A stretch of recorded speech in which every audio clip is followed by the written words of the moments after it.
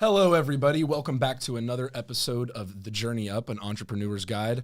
I'm your host, Bryce, and this is my co-host, Brylen. We are real estate agents in Jacksonville, Florida, owners of Anabasis Realty, LLC, as well as partners in Anabasis Real Estate Investment Trust. We focus on single-family, multifamily, and commercial sales, as well as acquiring some properties ourselves within our fund and managing those for our partners in-house. So that's a little bit about us. Thanks for tuning in for another episode. We have an amazing guest coming on the podcast today that I'm super excited to have, Bruce Breedlove. So thanks so much for being on the show today, brother. Man, what a privilege. The studio is awesome. I'm excited to be here. Thanks so much. I appreciate it. Yeah, we've put some thought into everything. It shows. Tried to design it well. But obviously, I wanted to hear a little bit more about Align, just from you directly, kind of, when did you start Align? How did it even come about? Because I know a lot of people talk about in their entrepreneurial journey, they're like, I wasn't even planning on doing this. It just kind of fell into my lap. So would like to just get an introduction to your company, how it came about, and what you guys do.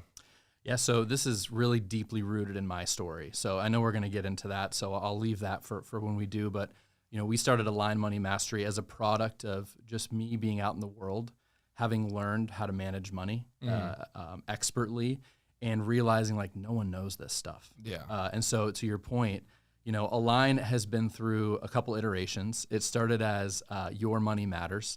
Back for anyone that's been following me since then, shout out to you. Making stupid videos on my phone about random things I was thinking. It was horrible. I look back now because like Grant Cardone, like selfie videos. Yes. Funny enough, I got a shout out from Grant Cardone, who saw my Your Money Matters stuff, and he called me out. Like, I have the video still. I just got this influx of messages saying like, "Oh my gosh, Grant Cardone just shouted you out." I'm like, "What?" It was a random Thursday night. Yeah. And he was on live, and he was picking some people who had caught his attention. He took his phone and did this.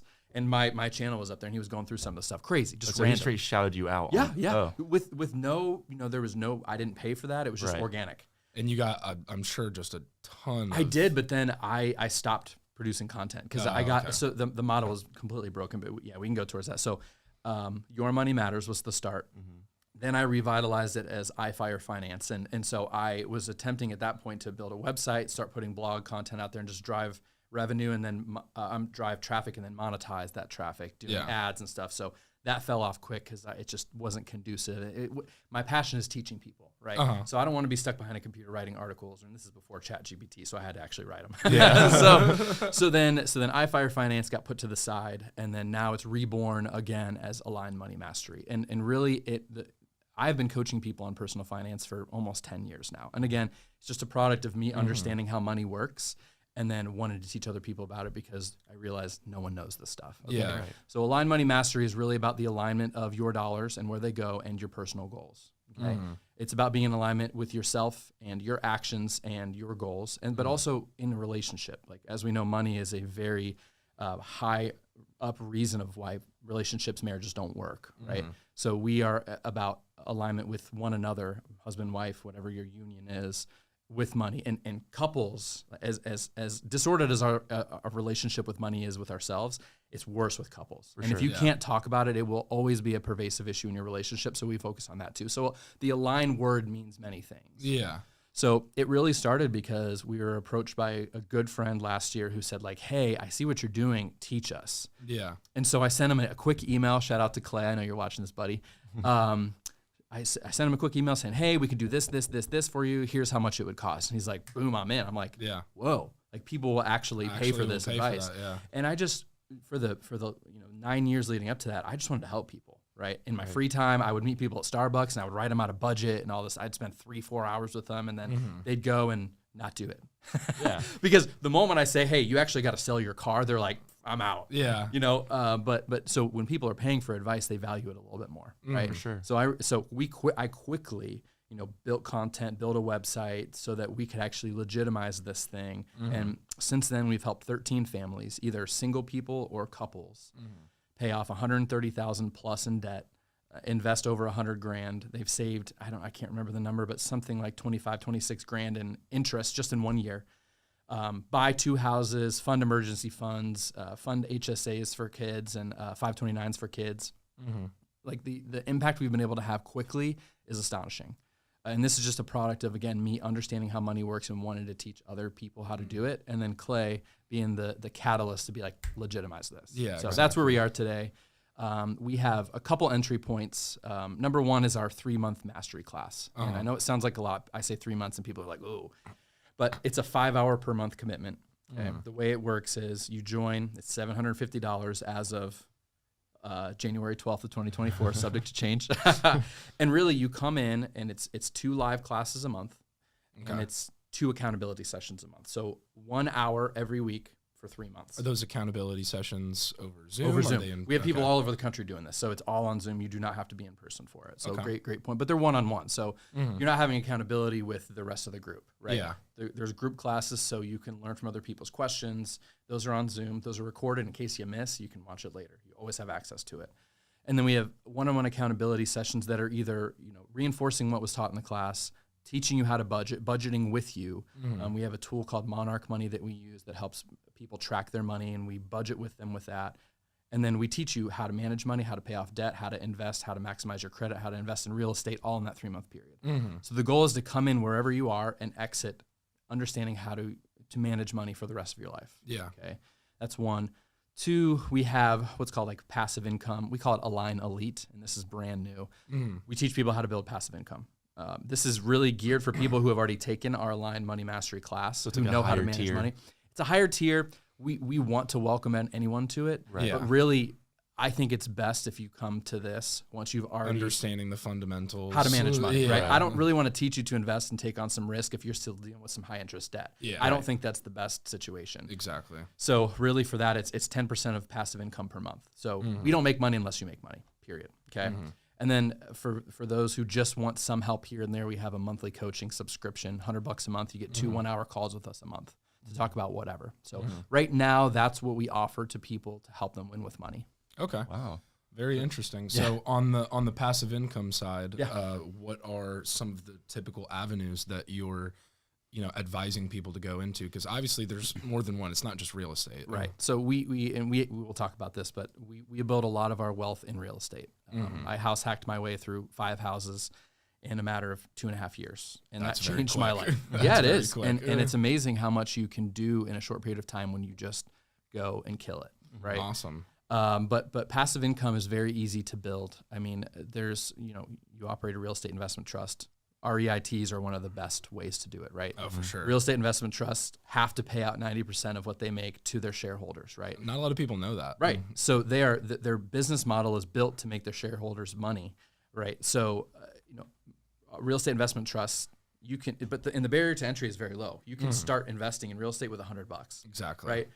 You've had people on your show. If you get on Instagram, TikTok, whatever, scroll in the toilet, there's people saying, "Oh, I bought 100 rentals," and blah. Like the normal person's not going to do that. No, right? Of course. So not. The normal person, when they hear that, they think, "I'm not ever going to be a real estate investor." And so that's a misconception that you can easily debunk by investing in real estate investment trusts, right? Correct. There's companies called business development companies, and their role is to just essentially raise money from shareholders, invest in middle tier companies that don't have access to like venture capital money, and they can charge higher interest rates because they're not venture capital, right? So they're middle tier companies, and these fund managers will vet the company. They'll make sure that they're safe. They'll lend the money, and then you make revenue off of those middle tier companies paying you interest. Yeah, and they pay out just like real estate investment trusts do. And there's other funds that pay. I don't want to give away the whole thing here, but there's other companies that do the same thing that trade options and put out money. People who are way smarter than me at managing stocks and buying and selling and doing options, and I just get to give them money and they give it back. Exactly. And if you invest today, you will get paid monthly forever starting now. It's not that hard to build passive income, and we just teach people how to do it. That's it. That's awesome. I kind of want to take you back a little bit, because how did you get such a keen understanding of everything, or was there some type of situation growing up, or that kind of made you want to kind of grab this by the horns and teach other people, or why? Well, I think that's going to take us right into his anabasis. So let's definitely, I agree with you. Let's start at the beginning. By the way, the anabasis thing, that is the journey up to me is such a key part of my story, and the fact that you named your company after that, I love that. Thank you. When I heard that on a video, I'm like, that is so freaking awesome. And I love Greek mythology too, and Greek history. And the fact that it's rooted in that, it's double love for me. So Anyway, so it really it's rooted in my history, right? So unfortunately, you know, I was born into this world with the odds stacked against me, right? So I was born into a family, unfortunately, that suffered with drug, alcohol abuse issues, and really my parents struggled to take care of themselves, let alone me. So I grew up at a very young age. I remember, you know, 12, 13 years old, getting my brother, who was 2 years younger than me, up, get him breakfast, make him some tea, get him on the bus, right? And then I would do the same for myself. So I had to grow up at a very young age. So that was, you know, 12, 13. Fast forward, I moved out on my own. I was 17. I had $600 to my name. I was still in high school. I had just bought a car secretly that was falling apart. So, and I was renting an apartment. At 17. At 17, yeah. I was completely on my own. I had no help. I was by myself. Yeah. And $600 in your pocket. What was rent back then? Well, so I couldn't afford rent. So actually, a girl I was dating, her sister had offered me this attic apartment in their house. They had a like 3 or 4 level house. And she's like, you can stay up there for free as long as you clean it up. So I went to the dollar store, bought like, you know, $5-10 worth of cleaning stuff, cleaned, you know, dusted everything, cleaned everything, borrowed furniture from people, piecemealed some stuff together. I had a waterbed that I borrowed from someone. Oh my gosh. So you know, imagine if that thing popped. Well, I overfilled out. Yeah, I'm getting to that. So your question was, where did this start? Right. This is where it started. The first night I spent in that attic apartment. Okay. I was laying on that waterbed. I overfilled it. Okay. So if you've ever tried to sleep on a water balloon, that's what, so I was sitting like this, you know, all bent back, you know, uncomfortable. And the attic had these wooden slats on the ceiling. And, you know, imagine I was 17, I had next to no money, my car's falling apart. When everything was quiet, it was dark, I was just looking at those slats in the ceiling. I was so anxious, I was so worried, and I was thinking like, this is literally the crossroads. This is where my life splits off into one of two directions. Right. I have every excuse, every reason to end up like the people that came before me. I have every excuse to do that. No one would fault me for that, okay? I didn't want to be like that, though. So I chose then to do everything I could possibly do to be successful.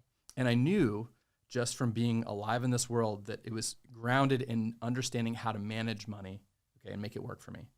So when I was 17, still in high school, in that attic, I was analyzing like the intricacies of that wood. Like I still remember it. I was so anxious. And I was just thinking, like, this will determine the course of the rest of my life. So right then I started, there's so much free information out there. I mean, this is 2007, 2008. We had the internet, though. So I was watching YouTube videos. I was Googling, like, how to invest, how to make money. I was working at Dairy Queen for $8.50, you know, an hour, still in high school, you know.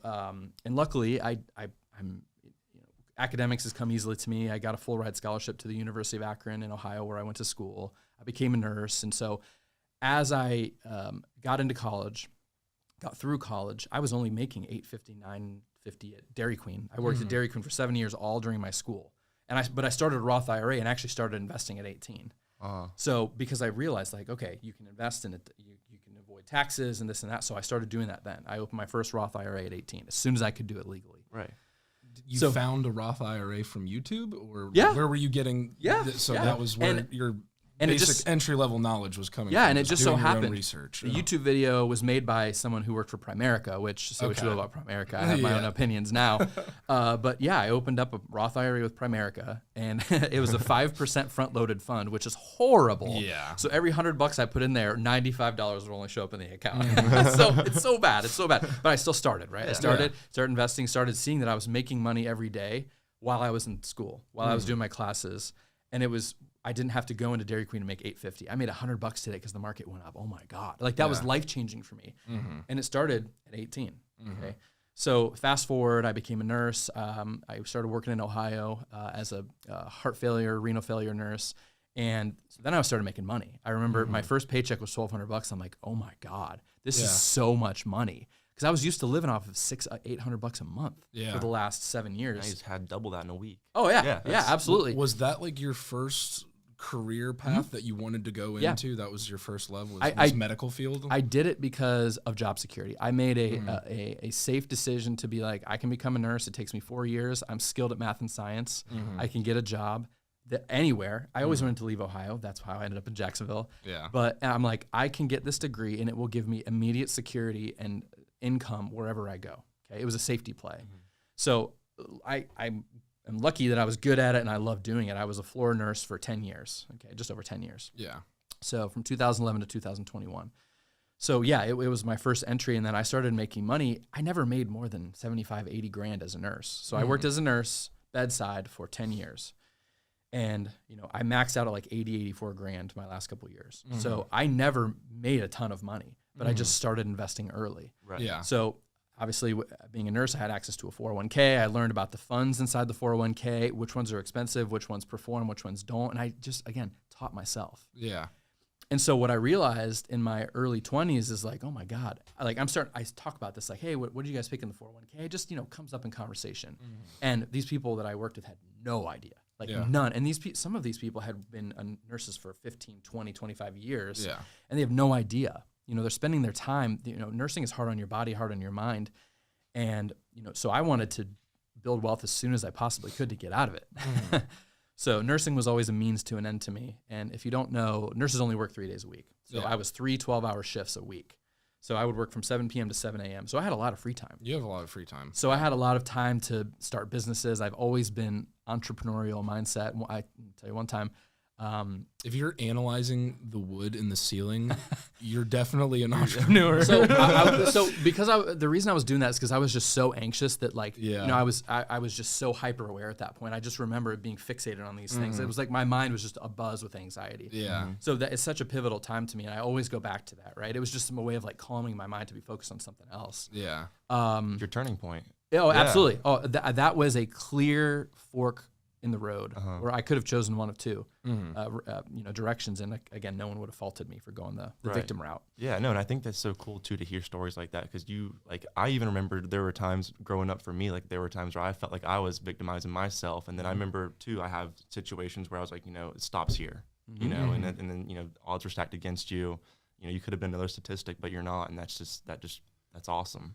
So yeah, that's part of the science of self-talk, though, is to be able to talk to yourself and tell yourself, and hey, I can make the decision to go down this path, or I can make the decision to go down this path. And if you make that conscious decision and tell yourself, hey, I'm going to make the right decision no matter what it takes. I'm going to push myself to the edge to see how far I can really go, how successful can I really be. That's the difference. It's the mindset. Yeah, and really, one of my messages that I always bring in speeches or talks is the difference between victimhood and hardship. Mm-hmm. Hardship happens to everyone. I could walk out of here when we're done filming and trip on the curb and break my leg. Right. Yeah. Okay. But if I allow me breaking my leg to be the reason I don't show up to work, I lose my job, I don't succeed, that's victim. Yeah. Okay. Hardship happens to everyone. The world is random and chaotic at times. So if you allow those things that happen to you inevitably to be the reason you fail, it's your fault. Yeah, for sure. That's victimhood. Hardship happens to everyone. Victimhood is a choice. Mm-hmm. Okay? Exactly. So that's a key message that I have. And as someone who grew up with the cards stacked against me, I have very little ability to deal with victimhood when I'm talking to people, right? So I am a living proof that you don't have to be a product of the way you grew up. Mm-hmm. So back to what you were saying. Yeah. Your entrepreneur mindset, you're Yeah. working 3 days a week. Yep. You've got all this free time. What was the first entrepreneurial idea or company that you had gone with in your free time? I was working with a nurse who was getting married, and she told me and my friend Brad that she was paying $3,000 for her wedding pictures. And I'm like, $3,000? What? And so I turned to Brad, and he was already a photographer. I'm like, okay, if I buy a camera, you want to start a wedding photography business with me? He's like, yeah. So I bought a DSLR, Sony, whatever, and we created black tie photography with the most crude logo. This was back when Flickr was a thing, and you could put pictures on Flickr. Yeah. We had a Flickr, so we put all these artsy photos up to get customers, and we did 3 or 4 or 5 weddings of people we worked with, and just charged half of what other wedding photographers, because we were nurses. Whatever we make, it's just our time. Yeah. It's worth it. So that was the first thing. And mad props to photographers, because a wedding day is 12, 13 hours long, and that's just the shooting, the editing. I mean, it takes time. So, once I left Ohio, that obviously disbanded. But we made enough money to pay for my camera and then some fun money. You know what I mean? Did y'all have a photography background, though? Or y'all He did. Brad did. He did. I was the guy that did sort of the marketing, the outreach. I got customers. And then we both, I did video and he did photography. And then so I knew how to use Final Cut Pro and edit video. I just figured it out, right? Yeah, it's not that hard. So, your question was, what was the first entrepreneurial thing? That was really it. That actually made money. Yeah. Well, I mean, if anybody tells you that they're an entrepreneur and they've never had a failure or some type of business idea that didn't work out, they're either lying to you or they haven't been doing it long enough. Yep, 100%. You're so right. Yeah. I used to make duct tape wallets in middle school. And I made Dude, you were that guy. I made like $200, and then the principal was like, "Hey, you got to cut this out. You can't be, making money off your peers." And I was like, "Oh, hey, I made my $200 and I was out." So yeah, that principal's not an entrepreneur or capitalist. I'll tell you that. No, exactly. That's funny. So how did that progress? I know you said you ended up winding up that business after a while, had some fun money. What was the next step? Yeah, so after that, ended up getting married. I moved to Florida, and then really just focused on traveling, having fun, and working as a nurse. My wife at the time, we were no longer married. She was really focused on just enjoying the current time, having fun, going out, and she taught me a lot of spontaneity, which was key for me because I grew up so like scarce and white knuckled everything. So she taught me some spontaneity and to really enjoy life, which I will always appreciate. We didn't end up working out because I'm so future oriented. I'm always like next thing, and almost to a fault, right? I want to say that there was a time in my life that I didn't enjoy the now. I was too focused on the future. She helped give me that balance, but ultimately our visions didn't line up and we got divorced. So was single for a while, had fun. At that point, this is 2019, my ex-business partner approached me and said, "Hey," successful real estate agent in Jacksonville, said, "Hey, we want to start a real estate brokerage." I'm like, okay. And they're like, "We need you." Okay. So Momentum Realty was born. I started Momentum Realty with my ex-business partners. I've seen Momentum around for sure. So what you see with Momentum is the branding that I came up with, right? Awesome. I sketched that M with M logo on a napkin and sent it to my friend Josh, who made it a reality, right? So that was my biggest, most successful venture into entrepreneurship at the time, right? So why they needed me is they knew how to sell houses. I knew how to market and recruit. So in my free time as a nurse, I had my schedule. I mean, I'm telling you, from 2019 to 2021, every 15-minute period in my calendar was blocked with things. I was, and during this time, a busy man. I found out how much I could do. Yeah. It's amazing what you can do when you focus on using your time intentionally, right? Intentionality is a big theme in Align in my life. And so from 2019 to 2021, I was working as a nurse 3 nights a week. And then basically all the rest of the time was spent marketing Momentum, creating content, and recruiting agents. I got to the point where I was bringing in 7 to 10 agents a month. Wow. And so I'm like, that's where I started to get my sales chops, so to speak. So I realized, like, hey, I have a product. I can help solve people's problems with it. And I got good at conveying that message. So from there, I'm no longer affiliated with them. But I also got my entry into the real estate world. So I started realizing, and this is 2019, 2020. We all remember what happened then. I realized, like, hey, there's a lightning in a bottle opportunity for real estate investing here. I was single. I had the money. And I started house hacking. So I bought my first house hack in July of 2020. And then every 6 months after that, I bought a house. Moved into it, bought a house, moved into it, bought a house, moved into it. Were you using FHA? Were you using conventional? 5% down. 5% down conventional? My product at the time, this dates us because, again, we're in 2020. House prices have gone up significantly since then. I was buying a house that was 3-bedroom, 2-bath in a good neighborhood between $230,000 and $280,000. Okay. So I knew I could get into the house with 5% down for about $20,000. Okay. And I wanted $600 a door to be my net. Okay. So I started doing some math. I was making $1,900 a pay as a nurse. Yeah. So I'm thinking, okay, that's like what, $3,800. So my goal at the time was to house hack through 11 houses. And little did I know interest rates would go up, housing prices would go up, and mathematically it wouldn't make sense anymore. So I stopped at whenever after you were 5. doing these houses, when you were house hacking and increasing and getting more houses, were you continuing to rent each property per bedroom? Or whenever you move to the next one, you would then do just a single long-term lease? So when you house hack a single-family home that's not a duplex, I just lived there by myself. I didn't rent out the rooms. I lived there by myself, and I lived there for 6 months and a day. So I would establish permanent residence, and then I would go buy another one. So I would only rent it out once I left. Okay. So gotcha. I bought my first house in 2017, kept that, and then bought my second one, made the first one a rental, and then repeat. So between July of 2020 and February of 2022, we ended up with 5 house hacked properties. Okay. Which from 2020 to 2022, equity exploded. Yeah. So, one of the key messages is, again, like I've said a couple times, if you just focus on achieving and what's the word? Massive action. You focus and you have massive action quickly. You can cut that out. You focus and you have massive action quickly. You can really change your life rapidly. Right? Yeah, So sure. I mean, I'm living proof that I went from my net worth was somewhere around $300,000 in 2019. We're about to hit 2 million this month. Nice. In 5 years. In 5 years, and Yeah, the majority that's of that awesome. was 2020 to 2022. Really. Yeah. We realized we bought our last house hack in February of 22. We realized interest rates were coming up, housing prices were staying the same. House hacking doesn't make sense anymore. So we quickly bought our quote unquote forever home in Julington Creek, and now have 5 rentals, and our 6th house is our primary residence. Nice. Okay, gotcha. So, question on your future of real estate investing. I know that you continue to be involved in the real estate world to some degree. Are you still actively investing, or are you kind of taking a back burner with your 5 rentals in your pocket? So, I mentioned those people that you see on TikTok and Instagram Reels. They say, oh, I have 100 rentals. You don't have to do that to change your life. No. Like, I bought systematically 5 homes that changed my life and built wealth forever. So we don't need more.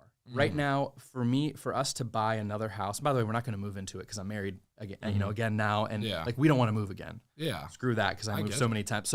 So house hacking isn't viable anymore for us from a lifestyle standpoint. I agree. So that juice isn't worth the squeeze for us. So for us to buy an investment property and maybe net $100 or $200 a month with the risk, it's just not worth it. Yeah. Especially when you can invest in real estate investment trusts, not have to manage anything. And I mean, we're netting 14.4% yearly on one of them. That's and pretty much what a lot of those REITs spit out is 10, 12, 14% dividends. So why would I incur more risk and put the rest of the portfolio at risk to make less money? It doesn't make sense. Yeah, I agree. So no, to answer your question, we are not actively investing in real estate outside of REITs and other Outside of securities. REITs, Yeah, exactly. Well, you're still invested in real estate. It's just somebody else is actively managing those properties, which actually is great. That's so much less headache off of you, because a lot of people don't realize, even if you hire a property management company to manage that property for you with your tenants, you still have to work it.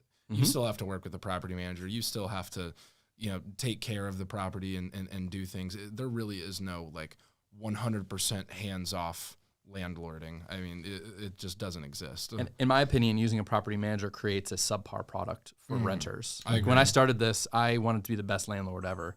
And I'm accessible. You can always text me. Like just a couple days ago, a tenant gave us the dreaded text, oh no, the shower's backing up. I'm like, right? Yeah. We got a plumber out there immediately. Within 24 hours, it was fixed. Yeah. So had I used a property manager and, by the way, paid them 10% of rent, the product would have not been the same. Exactly. We have angry renters, and so it's just not worth it. And that's another thing. Am I going to scale beyond 5? So I have to spend more time and manage more, increasing risk, but also taking more of my time for less money. It just all around does not make sense. Yeah. So using real estate as your sole path to building wealth, in my opinion, isn't the best. Yeah. And we actually talk about that a lot. We really talk about portfolio theory. Yeah. Is really just to have, what we say is, it's better to have a small piece of a well-baked pie than have 100% of nothing. So, if you, like you said, are invested into REITs, which are well-baked pies, and you just have a small percentage of that, or other pieces, whether it's, natural gas and oil stocks, or you have, consumer index stocks and things like that. You want to be well diversified so that you have a little piece of everything. And if one sector kind of shuts down and goes into the tanker, you're still okay in all of your other products. So that's definitely something that we talk about. We're not just 100% real estate in our personal investments. Yeah. Obviously, in our assets, we are 100% real estate, but I think that's very interesting that you point that out. Yep. So on your journey, you talked about everything leading up, and then ended up leaving Momentum. What was the point in which you started the coaching? I know you said that it was through your buddy Clay. Was that in 2021? So we actually started officially at the beginning of 2022. Last year was 2023. So we started at the beginning of 2023. So we achieved a lot of results very quickly with our students. And again, I had been informally coaching people for 8, 9, almost 10 years now. Just, I would sit at work and we'd be on night shift, and people would pull up their 401k and tell me, like, okay, what do I do? And so I've been doing that for a long time, just trying to help people. Yeah. And really honing my skills of how to coach people in general, but specifically on personal finance because it is so personal and emotional. I've honed that craft over the last 8 to 10 years that I've been doing this. Yeah. But officially, Align was officially born and we started having revenue in, I think, February or March of 2023. So it's only been under a year that we've helped all these people. 11 months. Yep. That's awesome that you've seen so much success so quickly. Hats off to you. That's incredible. And we're at the point where, because we still have full-time jobs. Like I left bedside nursing. I'm a pharmaceutical sales rep full-time. Like that's my job. What does Clay do? Clay Manley is actually a copyright. He's a copywriter. Very well-known copywriter. He's our close friend. He actually went to college with my wife at IU. And he was the catalyst because he reached out and said, "Hey, I like what you guys are doing. Teach me how to do it." And that's where the course was born. Was his push to want to learn and then be willing to pay, right? Yeah. But so he's not involved in the company, but I give him credit for being the thing that was the catalyst to get us started. Yeah. So it's my wife and I run it, and so we are complementary because I'm very analytical. I'm very numbers oriented to the point. But I'm good at coaching and pushing someone one step further than they think they need to be at the moment and helping them see the vision. What she brings is, she was a well-developed female with a great career. She's in pharma sales too before she knew me. Is that why you switched over? Part of it. I saw she definitely helped make the transition. Exactly. So I've watched her do this job since I've known her. And so it definitely eased the transition into it for sure. And so what she brings is, I was already managing money. I had been budgeting and managing money since 18, right? This way, and I've used the same process now that I did when I was making $600 a month at Dairy Queen. I mean, it's honestly true, and there's just more zeros at the end. Yeah, exactly. So she has the experience of being able to come in and sort of join the journey and understand the emotional path from I'm an independent person and I don't do this to here's our system and here's how to follow it. So she's really good at coaching couples through communicating about money, and she brings the more emotional, like consultative side to it. So I'm very analytical, systems based. She brings the relationship portion into it. So us together, we can take a couple who cannot speak about money, have been married for 20, 30 years, to being completely cohesive and aligned in their goals and where every dollar goes. Yeah. So it's like you're almost like therapist too. Oh, it becomes, dude, people cry on one of our first calls all the time. Absolutely. All the time. I mean, finance and real estate is a lot more therapy than people realize. Absolutely. You have to hold people's hands through a lot of transactions. You get really close to people too. I was actually just telling someone that the other day is like, I've like, learn like their whole story. And like, I'm working with a guy right now, I know his whole backstory between him and his wife now. And it's like some things I probably shouldn't know, but they just kind of just word vomit on you. Once you have their trust and once they believe it, first of all, you have to be valid, right? There's plenty of people out there selling courses. There's no shortage of those, which is why I lead with my story, because it builds the validity of like, listen, I did this and all I'm doing is teaching you how to do exactly what I did and continue to do. Just come along on the journey. Right. It's not magic. It's not sexy. Sometimes it's tough. You have to make decisions of, I want to do this thing now, but we can't because we have to pay off debt, right? Yeah. So what we have people do is we call these things money goals. It's not proprietary, not trademarked. We call them money goals. We say that you should only work on one singular money goal at a time. So we have people prioritize, what are your top 3 money goals? And we have a system, right? If you're someone who has a couple grand in the bank, has some credit card debt, has a little car debt, whatever, we have a system that is really based on Dave Ramsey's baby steps 1 through 3. There's nothing wrong with those. After baby step 3, actually there's a lot wrong with it, but 1, 2, and 3, 1 is $1,000 emergency, 2 is pay off all consumer debt, and 3 is have 3 to 6 months of expenses in a high yield savings. We walk people through that. We help them prioritize their dollars, and beyond that, it depends on what their goals are. So if I'm talking to a 20-year-old who wants to retire at 30, financial independence is their 4th money goal after they've completed 1 through 3. Right? So we teach them how to quickly build passive income, calculate their financial independence number, and put them on a path that's customized to them to get there when they want to. Now, do you have like any, like, has there ever been like a client that came to you maybe in the past where you like kind of looked into their file and you're like, man, I have no idea if this person's going to make it out. And then by the grace of God, they got through. Like, what was that kind of like, and how did that, kind of transpire? Yeah, so a couple people come to mind, but specifically one who grew up in a family that she was taught to be skeptical about people and their advice. Right. Okay. So she came in sort of timid, and when I gave her some big goals, like move all this money here, open this account, do this, open up a credit card, and she's like, well, I thought credit cards weren't good, and so she was very apprehensive on the front end, right? But we had a couple weeks later, we had what we called an Align happy hour, where past Align students came in and talked about their journey through our class to the new students. And she asked a question in that, and this was a couple weeks in. She's like, you know what I'm learning is that I need to stop taking advice from broke people, and I need to start learning from people who have actually done it. And so, and knowing her background and knowing her relationships with her family, to see that change from when we first met to then, I'm like, she's ready to go. Like she's plugged in, she's ready to go. And from then on, she was laser focused and did exactly what we asked her to do and turned her life around quickly. Bought a house, has a kid. I don't know if it's been born yet, but I mean, just the trajectory so quickly changed because she was bought in and got over that mental hump from everything she had learned in the past to trusting us and following the plan. It is so easy to like grow up in like a like a middle class family or even or like lower class and just listen to your parents or grandparents and not even not really have that understanding, but that's cool. I think that's really incredible too, that you're able to have that impact on people's lives, and not a lot of people have the desire to teach. I feel like that's really like a calling. It's a passion, and not only do you have the financial credibility, but you have the passion and desire in your heart to help people and to teach people. So to see what you're able to do in people's lives, that's incredible, and you'll continue to impact them for the foreseeable future forever. So I have the heart of a teacher, and are you familiar with the 5 love languages? Mine is acts of service. So the way I show love to people and appreciation to people is solving a problem for them or doing it. So part of what I loved about nursing was I could mentor and teach new nurses. I could by the way, when you enter that career, you could kill someone by the flick of a wrist. So it's very anxious. As a new nurse, you're anxious, you've been trained a little bit, and you get out into this real world. I love taking them under my wing and helping tamp down the anxiety to a level where they could learn and watch them grow, give them, and so it's the same thing, right? It's the same thing. I keep gravitating towards these things where I'm able to see someone where they are with my knowledge or experience, be able to take them from here to here because they want to. And that's Align is just another iteration of that. Yeah. That's awesome. I'm super happy that you're able to do that.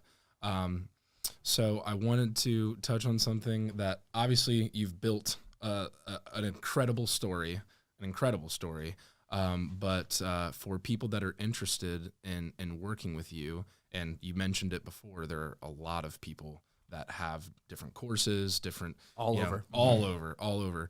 Why should people trust your knowledge and what you bring to the table? So a couple things, right?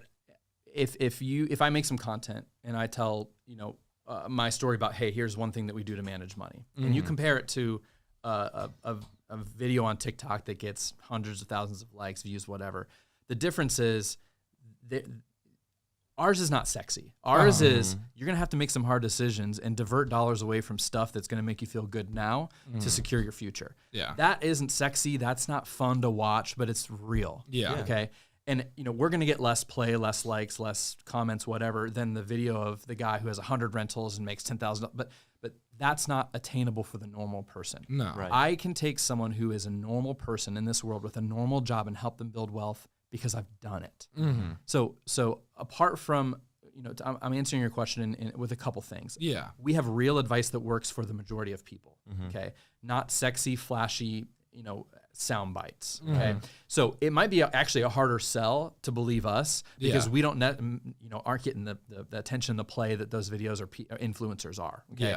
So that's one thing. It's not sexy. So it is a harder sell. When I say we have a 3-month mastery class, people are like, oh, I don't have time for that, this and that. But as soon as people realize like, hey, I need to change my life, they're in. It works. Okay. So that's one thing. Number 2 is when you're finding who to listen to, checking validity is the most important thing. Of course. Right? I can say, do this, do this, do this. But unless I'm doing it and I've had success doing it, and I can show you a piece of paper where I've made this amount of money in this amount of time and prove it to you, you should not listen to that person. Okay. That's why, again, I lead with my story because I'm building validity in that I lived this. I started here, I am here, and here's the things that I did to get there. So we have validity. I'm not afraid to share my story, my numbers. I'm completely transparent. And we give not sexy, real, applicable advice for 90% of people. Yeah. I think that's really important because, like you said, a lot of the people that are posting sexy advertisements and doing things like that, 9 times out of 10, the information that they provide, they're really just scratching the surface just to make $1. They're not really getting deep into the analysis of different REITs and different stocks and how to build different accounts and things like that you're talking about. They more just like, hey, this is how to analyze a multifamily deal, like very just scratching the surface, and it really doesn't bring into account a lot of really important factors that you need to have whenever trying to put money to work in real estate, because it is risky. 100%. And unfortunately, those people give this sort of coaching industry a bad name. Yeah. And so, I'll comment on posts on Facebook saying, and I offer stuff for free all the time. If you want to meet with us, we call it a free financial audit for 30 minutes. Go to our website. You can meet with us. I offer that to people all the time online. They're like, oh, nope, that's a scam. I'm like, it's because they've been burned. It's because they've been burned. I don't necessarily blame them, but I want to help people and it's just so genuinely my nature that bothers me. Yeah. I don't know that I can overcome that, but that bothers me. And we will just continue to build credibility, validity in the market to where we're being, we are attracting people organically. Well, that's what we do, right? Yeah, I don't advertise. I do stuff like this where I'm having conversations with people in order, if one person hears my message today and sparks a change in their life, this was worth my time. Exactly. 100%. Yeah. So, also this is a passion project for us that we are laying the foundation for this platform to be our retirement job. I say retirement, you picture gray hair, gold watch, like fat belly midsection, but that's not retirement anymore. No. And that is our parents and our grandparents' generation of, they work 30 years at a company, they get a pension, they die a couple of years later. That's not what, retirement now is financial independence. It's a number that you can calculate. It's a passive income number. So we will be financially independent at age 40 or 41. We're projecting there. I'm 34 now, my wife's 35. So Align, this is the beginning of Align. We can only accommodate 6 to 8 people every 3 months to give good quality service and to actually still have lives outside of our work, right? Because we still have full-time jobs. But Align, this is a platform that we are beginning to change the way people think about money. First in Jacksonville, then the country. Beyond our country would be tough because rules are different countries. I'm going to just stick with the U.S. Right. But this is the beginning of what we will be able to focus more time and energy on once we're done working our traditional jobs. Yeah, and that's really authentic. You know what I mean? You're bringing true authenticity to your story, and like you said, it may not bring everybody onto the ship, but the people that are there want to be there, and I think that's really important. One thing I wanted to ask you a little bit about, it's a little bit aside from coaching and things like that. In an entrepreneurial journey, a lot of people don't talk about the behind the scenes, the building and the processes. You talk about all these processes that you have, these systems that you have in place. It takes a lot of time to build those systems, and before you even launch and start collecting revenue and bringing clients in, you've got to have a whole business model in place. So I wanted to hear a little bit from you on, what was that like for you, and what were your processes and thoughts in how people can relate no matter what their business might be, and how they can come up with a really sound business model and implement it. So to me, having a sound business model is grounded in profitability. I think that if you build a system that is not scalable, first of all, and can maintain profitability at scale, it's broken from the start. So because profitability and dollars are such a concern on the front end for me, at least that's how I build it, I use my time to figure out what works, what doesn't. Yeah. So especially when I was a nurse, I was only working 3 days a week. I had plenty of time to sort of work through the systems and do the manual work before I chose to either hire it out or buy a tool or something, right? To automate it. So that's one thing. So I think if you're an entrepreneur, you're wanting to start a business listening to this, don't fall into the trap of all the shiny objects tools that you can buy to jumpstart your business. Yeah. I see it as when you hire someone or you bring on a tool, you're replacing yourself in some capacity. Okay. So this is a silly, simple incidence or example of that, but Calendly.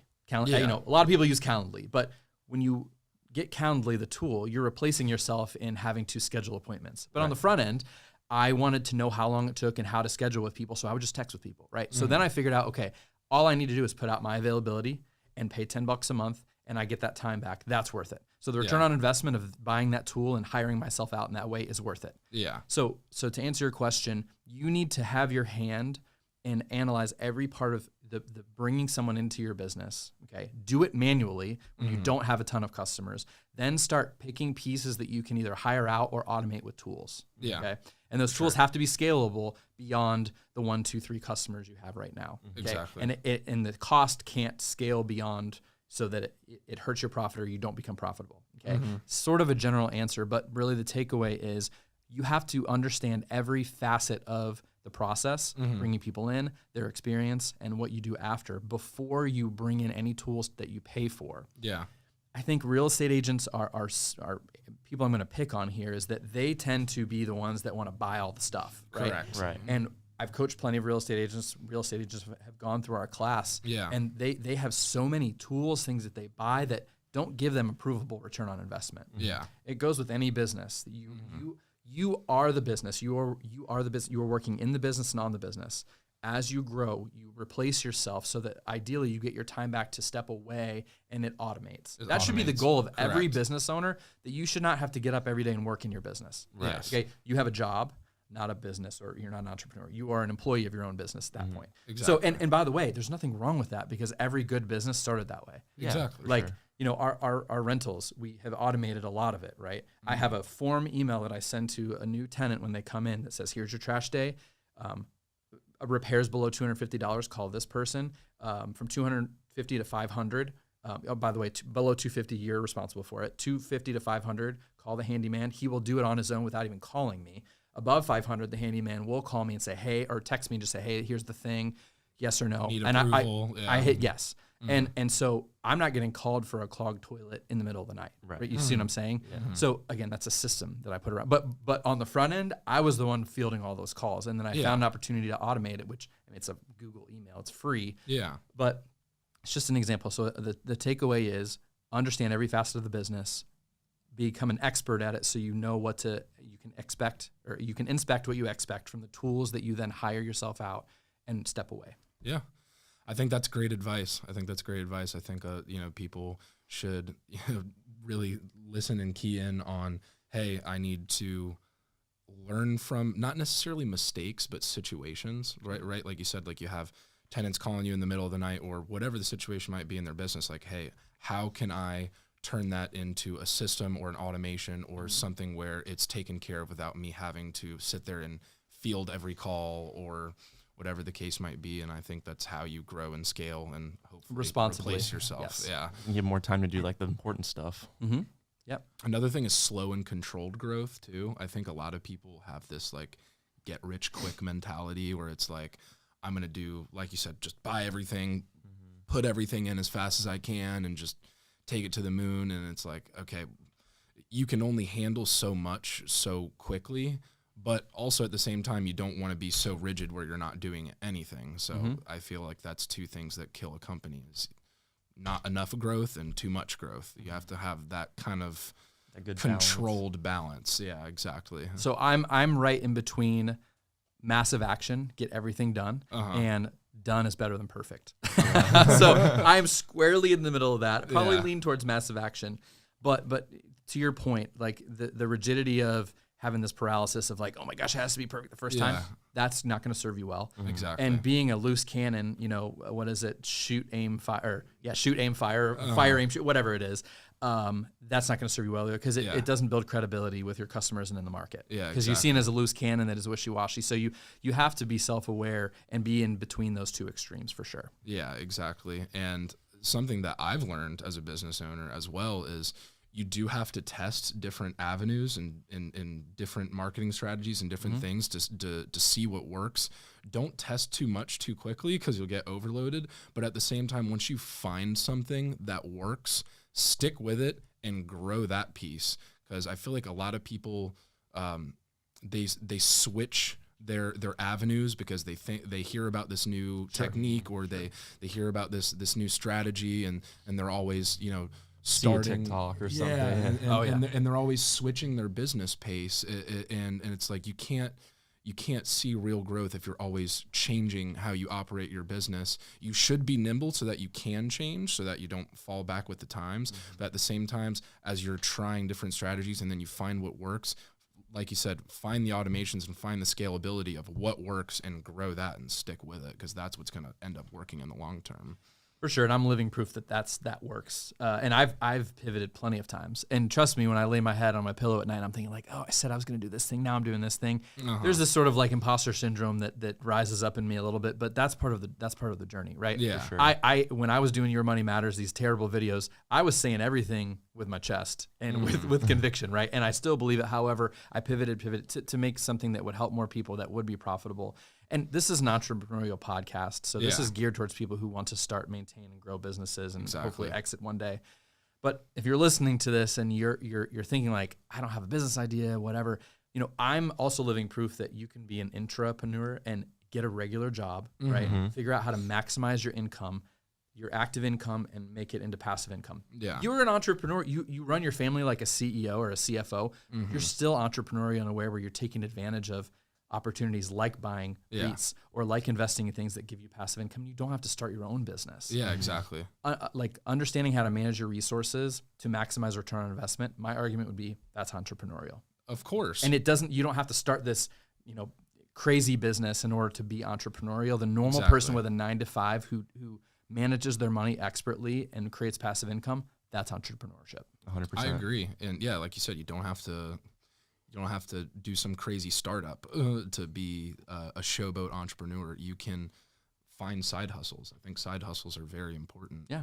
It's a way to increase your active income so that you can buy things that go up in value and give you passive income. Absolutely. Yeah. Absolutely. And again, back to the sexy versus non-sexy thing. That's not the sexy thing, right? Yeah. Right. The guy working a 9-to-5 that saves 10% of his income in REITs and builds his passive income every month ain't super sexy. The guy that starts the business and is making all these videos, that's sexy. So that's going to get the attention. Whereas the guy that's acting like the CEO of his own family and building passive income, it's not going to get the attention. But that's the more applicable and wider truth in the country than starting these fancy businesses. And if you're putting those systems in place where you're getting this income that's passive, that can stay in place. If you put the systems in place correctly, that can stay in place for your children, your grandchildren, and teaching them so they can scale your passive income streams even further. That is the true key pathway to generational wealth, is through systems like that and keeping them in place for your family. Well, talk about a journey up. I mean, exactly. like circling back to the beginning of the episode, I started with this card stacked against me. My kids and the generations that come after me will never know the struggle that I have experienced in my life from age 0 to 34. Right. Yeah. So my message to people is that, you're not a product of your past. You're a product of your current and future decisions, right? Period.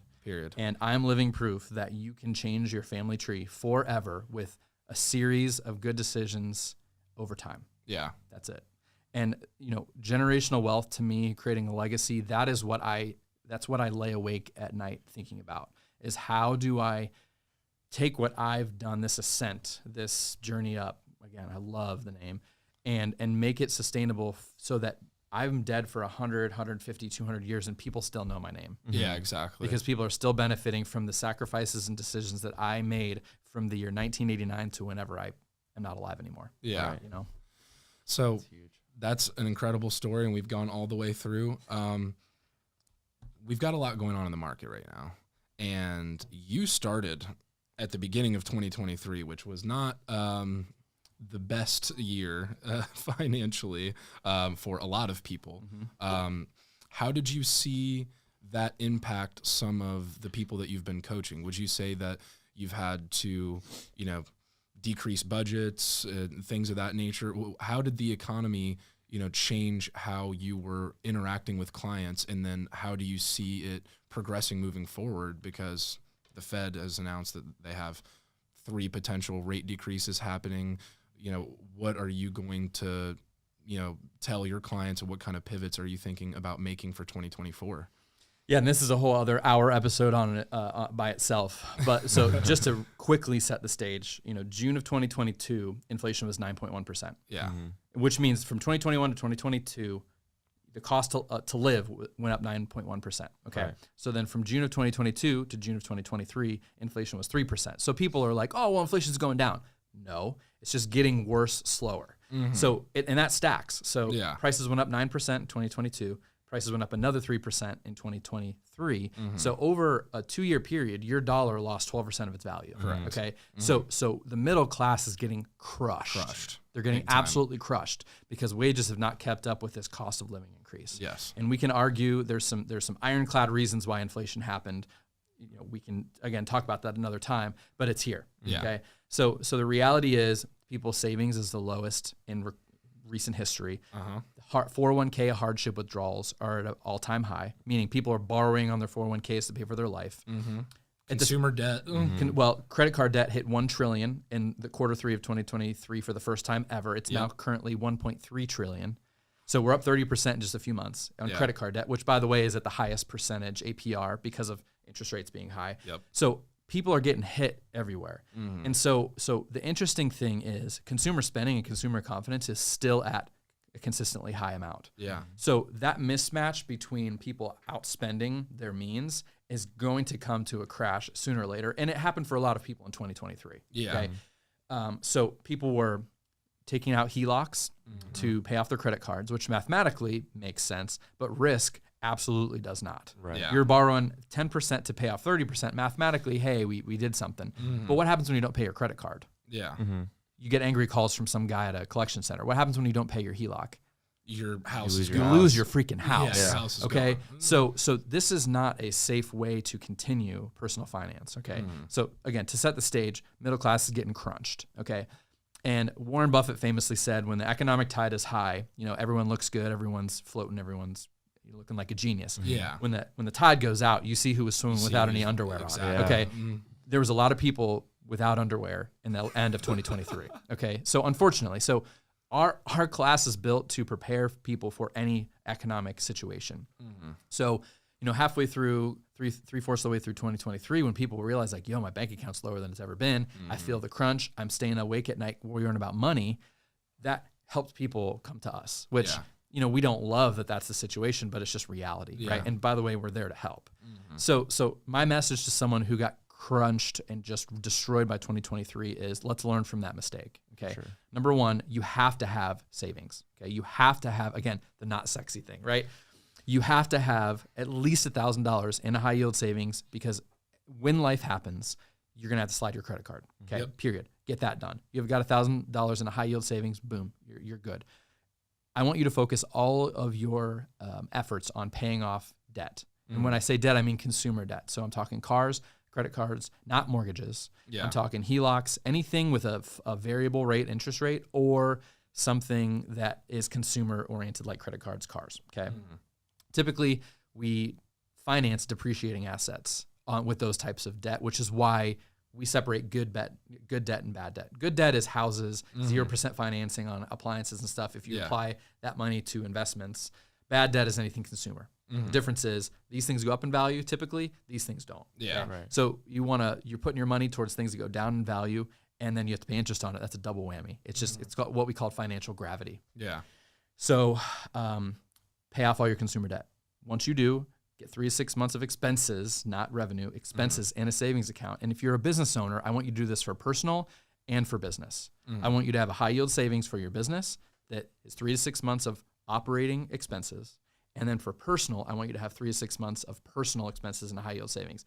So you might be asking, like, that's actually going to take a while. It might take you 2-3 years. I don't care. 2023 is going to happen again, and you will be glad you did that when, for some reason you get hurt and you can't run your business as a real estate agent, or you're just a normal 9-to-5er and you lose your job. Whatever economic things happen where you have hardship, you're going to be glad you have 6 months that you can pay your bills and not have to make any money.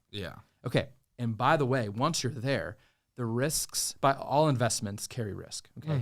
There's varying amounts of risk that you take. Levels of risk. So to say to someone this is a risk-free investment is a lie. That does not exist. Okay. There's some inherent risk with all investing. Okay. So But when you have no debt, consumer-wise, you have 3 to 6 months of expenses in business and personal if you have a business, you are able to take more responsibility of those risks to chase that higher return without having to worry about paying your bills. Yeah. Okay. Once you are at this point, you're going to sleep better, your food's going to taste better, your relationships are going to be better, your marriage is going to be better, your friends are going to think like, yo, what happened to him? Like, you're just going to be at peace, okay? And if that economic tide goes out, you're going to be better suited to take advantage, because that's when people who, in down markets, people who are prepared for them make the most money. For sure. Okay. So the best thing that could happen for me is a horrible stock market and housing crash, because I could make millions of dollars from that. But it's horrible. Buying opportunity. Yes. It's horrible for 90+% of the United States, because they don't know how to play economic defense with their personal finances. And that's what we are all about, setting that bedrock before we advise anyone to take any sort of risk with investing. Yeah, exactly. And that's important because, like you said, not a lot of people realize, but the economic downturn is when you make the most money on the upturn, because that's when you need to be buying. Whenever properties are selling at way lower prices because of 8-9% interests, then whenever the interest rates turn the other way, the equity goes to the roof. So that's what not a lot of people understand, but it's a really important thing to have dry powder, to build up that savings, build up what, your equity and things, so that if you want to make investments, for example, Target stock this past year took an absolute wham. I put some money into that and was up big time, and as well as plenty of other examples of things like that. You have to have some dry powder if you want to make some solid investments, because you make money on the buy. Whenever 2020 happened, whenever COVID happened, did you unleash the vaults on it and buy as much stock as possible? I was focused every extra dollar I had went towards buying houses. Oh, that's right. You were buying houses. Sorry. Yep, absolutely. Yeah. That's when I started buying houses. So I was working, as a nurse and recruiting for Momentum, building that. Every dollar I had was going to buying houses. Right. And I definitely don't regret that. No, for sure. My biggest financial mistake I ever made was when I bought my first house in 2017. And I was still very locked into that scarcity, like white knuckle mindset. I was, I think, 24, 25. I put $90,000 down on my first house. Why? Because I was Mr. Dave Ramsey. I was like, I don't want any debt. I don't want a mortgage. So I'm like, I saved up all this money through investing and just managing money well. Put $90,000 on my first house. This is 2017. Had I bought 4 houses with that, I would have $1 or $2 more million in net worth. You didn't. That's my biggest financial mistake. But that's the takeaway of, you can be too safe also. For sure. You can be too safe. And so my message again to people is, get to a point where you can take calculated risks, but you also have to know how to do it too. Yeah. And to your point, not everyone knows to watch Target stock. And so that's where we come in, is to educate people to get to that bedrock to where you're safe to make risks. You've taken care of your debt, whatever, you're ready. And then we educate people on how to take advantage of the market, because the majority of people don't know. Yeah. Just because it's not taught, and it's just the reality. They don't know how to take advantage of a 2020 or a Target stock downturn. They just don't know. And that's where we come in. For sure. So what about 2024? What are your expectations and what's your game plan? So a couple things. Mortgage, right? The 10-year treasury hit 5% briefly, came down. Mortgages were at 8% briefly, they came down. Fed announced 3 to 4 rate cuts in 2024.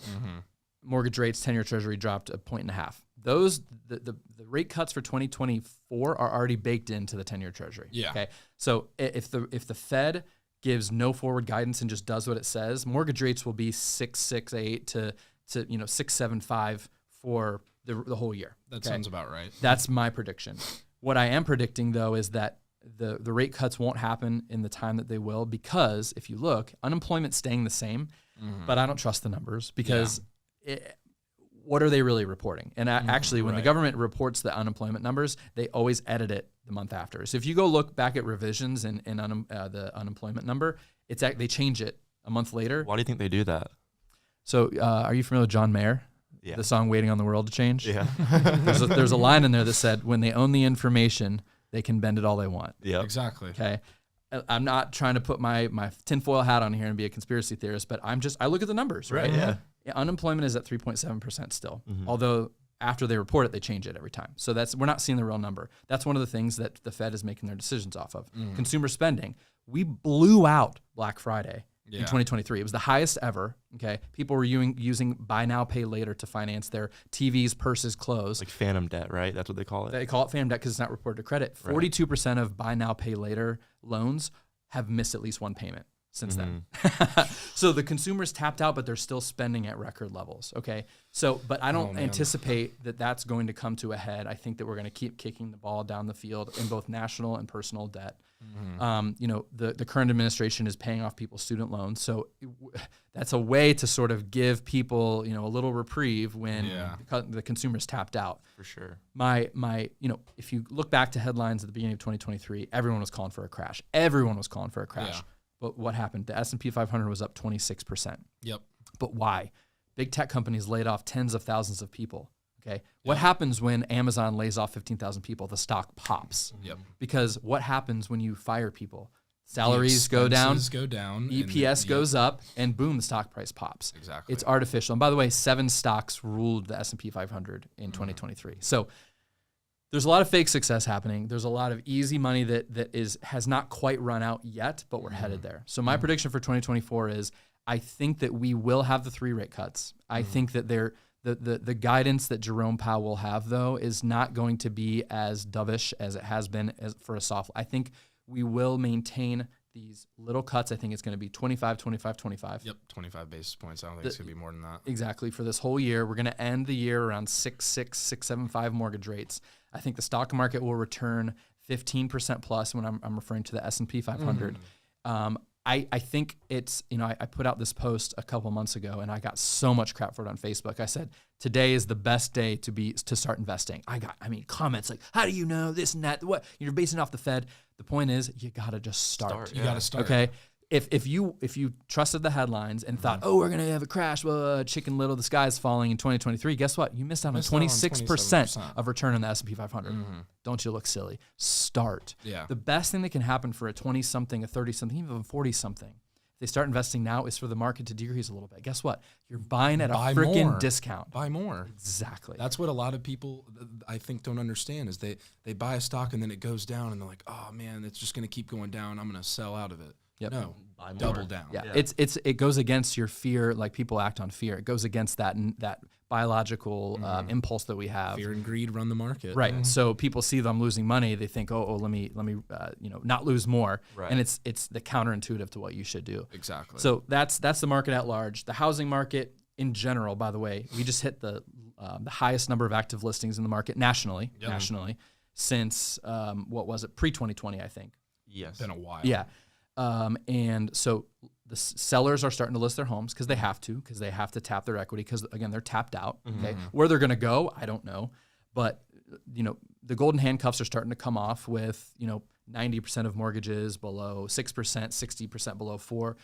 Those sellers are starting to move when they see the rates coming down. So my prediction for Jacksonville real estate is that prices will stagnate or slightly dip in 2024, even with lower rates, because I believe that seller demand is being under-discussed in the market. Yeah, everyone's talking about, my buyers are on the sidelines. They don't want to buy because the mortgage rates are high.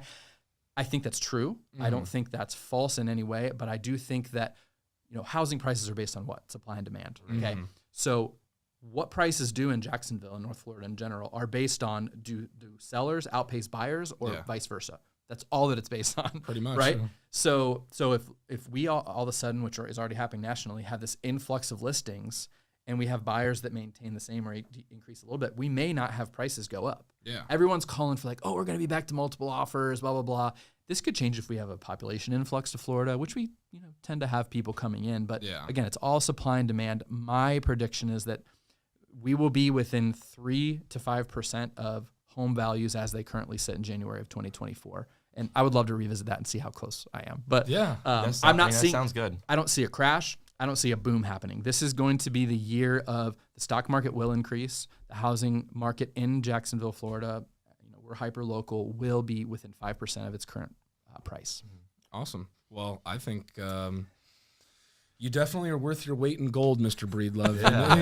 Wow, that's quite a statement. Wow. You know what you're talking about. You've got the knowledge, the data, the research, and I think if it was me on the other side of needing some financial advice, I would definitely give you a call. I got a question though for someone that is listening. What would be like 3 stocks that you would buy right now today? Ooh. So I'm not a big fan of buying individual stocks. Okay. I think for the normal person, for me to understand, all the earnings calls and the revenue, the cost, the outlook for Apple, I don't think it's realistic or reliable for me to ask someone to take on that risk. Yeah. If someone is interested in investing in technology because they think that's the future, which it obviously is, there's Vanguard Technology ETF is a great thing to buy. Yeah. It's heavily weighted towards Apple, and so is the S&P 500. But my suggestion would be that ETFs are the way to go. For sure. ETFs, if you're listening and you don't know what an ETF is, a mutual fund is a basket of stocks. It has, a couple hundred to a couple thousand stocks inside of it. You're buying the whole basket. Right. ETF is the same way. Diversifies it for you. Exactly. It's self-diversified. But you can buy different chunks of the market. You can buy a technology ETF. You can buy a consumer defensive ETF. You can buy a consumer cyclical ETF. So you can choose where you want to go. But I don't even think that's what the normal person should be. As much as I want to answer your question, but what I'm doing is if you are focused on building passive income today, as in I invest in this thing, I'm getting a paycheck in 2 weeks. You need to look at 3 types of companies: REITs, business development companies, and they're called like closed-ended funds or option trading funds, where essentially a group of people get together, they buy the S&P 500 as a backstop, and then they use shareholder money to trade options inside the fund and then pay out monthly on the fund. So those are 3 types of companies that you could look into that are very easy to find. You can Google them. There's tons of information out there about these 3 companies. So BDCs, business development companies, REITs, real estate investment trusts, and closed-end option traded funds. 3 that I would, if you are looking to invest $1,000 and want to create passive income now, do that. I actually haven't looked at a closed-ended option traded fund. I haven't either. That's one thing I haven't looked at before. That sounds very interesting. I might go look at this. Do some research tonight and get back to you on that. Well, we've covered a whole lot of stuff today, and I am super grateful to have had the opportunity to have you on the show, dude. It's been awesome. I can't wait to be back. Yeah, thanks so much. Let's do it. We're gonna have you back on at the end of 2024. And we'll play a clip and be like, Bruce was so wrong. Do not listen to him. Yeah, Validity gone. So obviously, I'm sure we have plenty of people watching the show right now that are like, dang, I got to get in touch with Bruce. Sure. How do they get in touch with Bruce? Yeah, so again, we are Align Money Mastery. You can go to alignmoneymastery.com, look at our website, read about us. You can schedule a free 30-minute financial audit, as we call it, where you can come on Zoom with us. It's completely remote. We keep everything private. You can talk about your current financial situation. We will tell you how we can help. Okay. We want everyone to join our class because we can help everyone. Doesn't matter how much you make. We can absolutely help everyone. And if you want to find me on social, Instagram, The Real Bruce Lee was taken, which I'm still annoyed about. We have Align Money Mastery on Instagram. Follow me on LinkedIn, Facebook. I'm very active on there. I just like to share information. I have a TikTok now. I had a video go semi-viral where I was talking about Roth IRAs versus 401ks. I got so much hate for that. Just like defining what they are, dude. It's fun. I'm having fun. Just making some content, educating people, and honestly, if you want to just win with money, just work with us. Just talk to us. You will learn something and you will benefit. I promise. Awesome. Well, if you guys are interested in furthering your investment education and taking that next step and getting in touch with Bruce, absolutely reach out to him and work with Align. I think you guys will not be sorry that you did so. And as always, as well, if you guys are interested in buying or selling any real estate or interested in our investments as a REIT, shout out to me and Brylen. Give us a call as well. We're here for you guys with any questions. And thanks so much for tuning in, and we'll see you on the next one.